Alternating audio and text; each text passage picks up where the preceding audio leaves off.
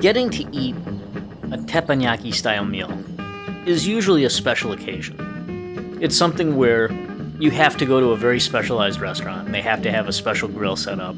A chef with special training has to make food for you. They make it to order, it's very delicious. But usually, it's as much about the show as it is the food. And it also tends to be very, very expensive. And so even if you like it a great deal, for most people, it's not something they get to experience with any regularity.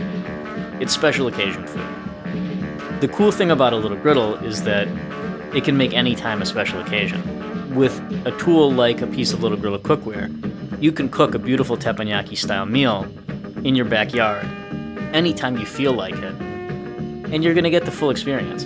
But in some ways it's going to be better because the cost is a lot lower, and the food comes out to perfection exactly how you want it. You can make an absolutely beautiful steak. You can make sautéed vegetables on the griddle that are as good as anything that you're going to get at a teppanyaki grill. And you can do them for a lot less cost. Sometimes people might ask, why would you want to make a steak on the griddle when you have a grill right underneath the griddle that is perfectly capable of making a great steak? The answer to that is that until you've tried it, it's difficult to understand what the griddle is capable of doing to that meat that makes it so delicious. By cooking on the griddle, you can put a sear on that meat that puts a delicious crust on the outside and also locks in all the juice, and so the meat stays moist and extremely tender.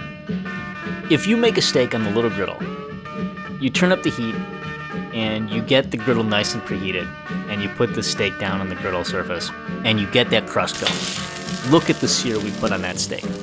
That is something that you would have to go out and pay $50 for at a high-end steakhouse.